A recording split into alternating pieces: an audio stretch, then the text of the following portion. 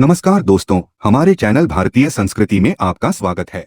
आगे बढ़ने से पहले हम आपसे अनुरोध करते हैं कि अगर आपने हमारे इस चैनल को अभी तक सब्सक्राइब नहीं किया है तो कृपया करके कर ले और बेल आइकॉन पे क्लिक करें ताकि और भी ऐसे चलचित्र आपको समय पूर्वक मिलते रहे।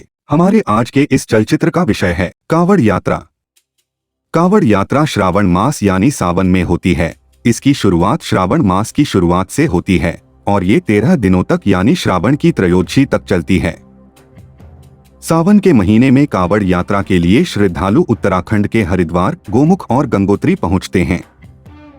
वहां से पवित्र गंगा जी का जल लेकर अपने निवास स्थानों के पास के प्रसिद्ध शिव जी मंदिरों में उस जल से चतुर्दशी के दिन उनका जलाभिषेक करते हैं।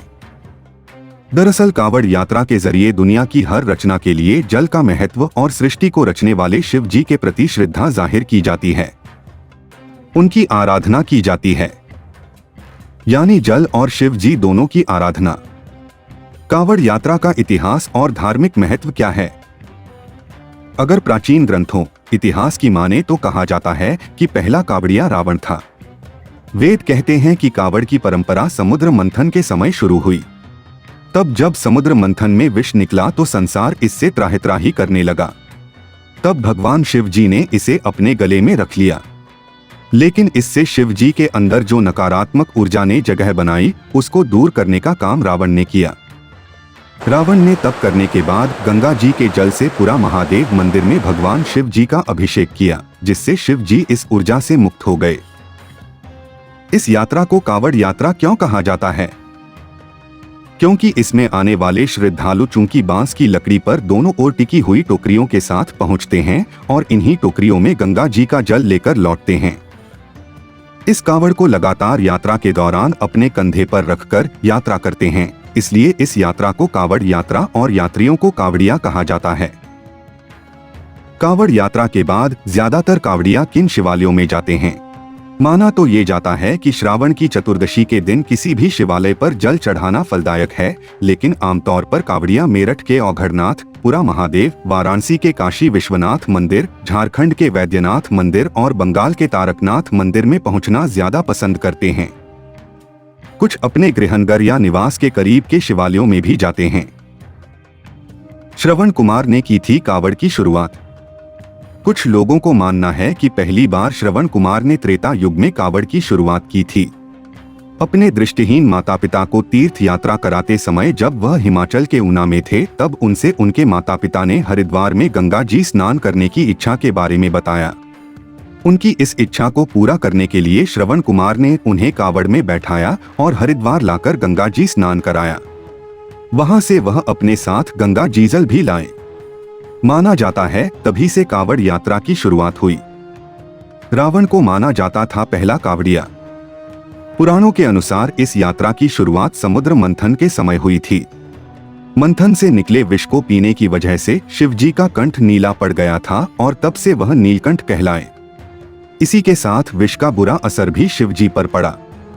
विष के प्रभाव को दूर करने के लिए शिव भक्त रावण ने तप किया। इसके बाद दशानन कावड़ में जल भरकर लाया और पुरा महादेव में शिव जी का जलाभिषेक किया। इसके बाद शिव जी विष के प्रभाव से मुक्त हुए। कहा जाता है कि तभी से कावड़ यात्रा शुरू हुई।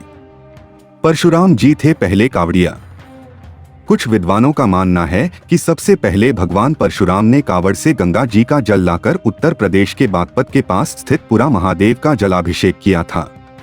वह शिवलिंग का अभिषेक करने के लिए गढ़मुक्तेश्वर से गंगा जी का जल लाए थे। इस कथा के अनुसार आज भी लोग गढ़मुक्तेश्वर से गंगा जी का जल लाकर पुरा महादेव का अभिषेक करते हैं, जिसे अब ब्रजघाट के नाम से जाना जाता है। कावड़ का नियम। कावड़ियों को चलकर गंगा जी का जल लाना होता है तथा कावड़िए कावड़ को जमीन में नहीं रख सकते। इस प्रकार शिव जी के भक्त अनेक कठिनाइयों का सामना करके गंगा जी का जल लाते हैं और उससे शिव जी का अभिषेक करते हैं। कावड़ यात्रा की पौराणिक कथा। एक बार ऋषि जमदग्नि ने सहस्त्रबाहु की सेना का बहुत अच्छी तरह से आदर सत्कार किया, उनकी सेवा में किसी भी तरह की कमी नहीं आने दी। सहस्त्रबाहु ऋषि के आदर सत्कार से बहुत ही प्रसन्न हुआ, परंतु उसे यह बात समझ में नहीं आ रही थी कि आखिर एक साधारण एवं गरीब ऋषि उसके और उसकी सेना के लिए इतना सारा खाना कैसे जुटा पाया। सहस्त्रबाहु को जब अपने सैनिकों के माध्यम से यह पता चला कि ऋषि जमदग्नि के पास एक कामधेनु नाम की दिव्य गाय है, जिससे कुछ भी मांगो वह सब कुछ प्रदान करती है।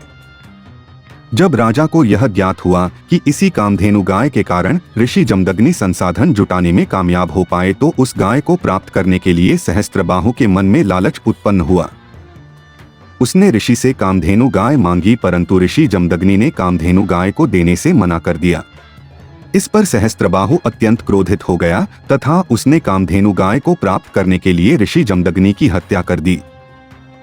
जब यह खबर परशुराम जी को पता लगी कि सहस्त्रबाहु ने उनके पिता की हत्या कर दी तथा वह कामधेनु गाय को अपने साथ ले गया है, तो वे अत्यंत क्रोधित हो गए। उन्होंने सहस्त्रबाहु की सभी भुजाओं को काटकर उसको मार दिया। बाद में परशुराम जी ने अपने तपस्या के प्रभाव से अपने पिता जमदग्नि को पुनः जीवन दान दिया। जब ऋषि को यह बात पता चली कि परशुराम ने सहस्त्रबाहु की हत्या कर दी, तो उन्होंने इसके पश्चाताप के लिए परशुराम जी से भगवान शिव जी का जलाभिषेक करने को कहा। तब परशुराम अपने पिता की आज्ञा से अनेकों मील दूर चलकर गंगा जी का जल लेकर आए तथा आश्रम के पास ही शिवलिंग की स्थापना की और महाभिषेक किया व उनकी स्तुति की। जिस क्षेत्र में परशुराम ने शिवलिंग स्थापित किया था, उस क्षेत्र का प्रमाण आज भी मौजूद है। वह क्षेत्र उत्तर प्रदेश में आता है तथा पूरा महादेव के नाम से प्रसिद्ध है। कावड़िया कितने प्रकार के होते हैं? डाक कावड़िया। ऐसे कावड़िया गंगा जी जल लेकर लगातार चलते हैं और कहीं मार्ग में रुकते नहीं हैं। जल उठाने के बाद करीब 24 घंटे में यह शिव जी का जलाभिषेक करते हैं। इसके लिए यह कांवड़ यात्रा शुरू करने से काफी समय पहले से ही मलमूत्र पर नियंत्रण रखने का अभ्यास करते हैं। खड़ा कावड़िया। अपने नाम के अनुसार ऐसे कावड़िया रास्ते में कहीं बैठते नहीं। भोजन उत्सर्जन सभी काम खड़े खड़े करते हैं। मौनी कावड़िया। कांवड़ियों का एक वर्ग ऐसा होता है जो गंगा जी जल उठाने के बाद कहीं बातचीत नहीं करते, यह सिर्फ बोल बम और शिव जी की रट लगाते चलते हैं। ऐसे कांवड़ियों को मौनी कावड़िया कहा जाता है। ऐसे कावड़िया जब किसी से बात करते हैं तो शब्दों की बजाय इशारों से बात करते हैं। माहवारी कावड़िया। कांवड़ियों की श्रेणी ऐसी है जो हर माह कावड़ में जल लाकर बाबा का जलाभिषेक करते हैं। ऐसे कांवड़ियों को माहवारी या मासिक कावड़िया कहा जाता है। दंड प्रणाम कावड़िया। भोले बाबा के भक्तों में कुछ ऐसे भी कावड़िया होते हैं जो महीनों कावड़ लेकर यात्रा करते हुए शिव जी के धाम पहुंचते हैं। इसका कारण यह है कि यह अपने हाथ में एक छोटी सी लकड़ी रखते हैं। इस लकड़ी से दंड प्रणाम करने के बाद एक लकीर खींचते हैं। इसके बाद फिर उस लकीर पर खड़े होकर जमीन पर लेटते हैं और फिर अगली लकीर खींचते हैं। इस तरह कुछ दूर जाने के बाद वापस लौटकर आते हैं और अपना कावड़ लेकर उस स्थान तक पहुंचते हैं जहां तक दंड प्रणाम देते हुए पहुंचे थे। इस प्रकार इनकी यात्रा चलती रहती है। इनकी भक्ति देखकर आप हैरान रह जाएंगे। सामान्य कावड़िया। जो रास्ते में भोजन पानी करते हुए, मार्ग में विश्राम करते हुए शिवालय पहुंचकर शिव जी का अभिषेक करते हैं।